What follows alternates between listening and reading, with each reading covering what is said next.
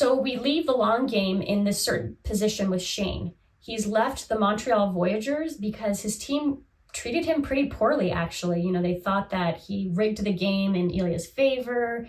They just were completely thrown off by his relationship with Ilya and not understanding at all. So now he's moving on to be on the same team with Ilya on the Ottawa Centaurs, and their team is starting to do really well. So he's had to give up a little bit to do this move. Yes, he gets to be with Ilya, which is great, but I can see some places where resentment might start to build because they couldn't really afford him. Like they have a cap rate that allows them to only spend certain amounts per players, and they spent that all on Ilya, and there's some other players there that are expensive too.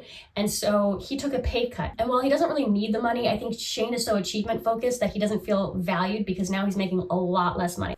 And then you can imagine with them coming out that he's also losing some of his brand deals. Like a lot of people are probably not going to know how to process this, or they have to rejig the situation a bit. So he's losing out on money in two different ways. And for somebody who is so achievement focused, that might be difficult.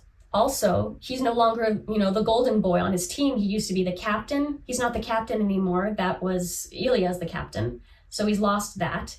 He's probably not on the first line. Again, I don't understand hockey, but there's like multiple lines and you want to be on the first line. Like that's the best line. But if he's a center and Ilya's a center, then he's got to be on the second line, which is less prestigious, I guess. So he's lost the prestige of making as much money as he deserves. He's lost the prestige of some of these brand deals. He's now a second line. He's not a captain. This could start to build some resentment. Another thing that would be a big difference is he's used to pushing himself. He kind of had a coach that was very disciplinarian like. He was the one who would like scream at them to get stuff done, and that's worked on him. Kind of that sort of criticism worked on him, and now he's coming to a team which is all about love, and they care about values and encouraging each other. And I don't know that Shane knows how to deal with that. I think it's good for him, but I don't think that's how he's motivated himself in the past. He's motivated himself on achievement, and now he's not being really pushed to do any of that anymore. So I think this is going to come about and become this big sort of identity crisis that he has.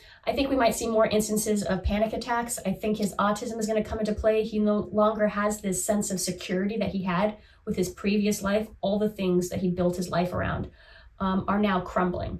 And then there has to be a climax of some sort that makes them reevaluate all these things. So he's been going through all these obstacles, but something has to happen. I don't know if that's an injury or something else that makes them stop and realize like, hey, what's the bigger picture here?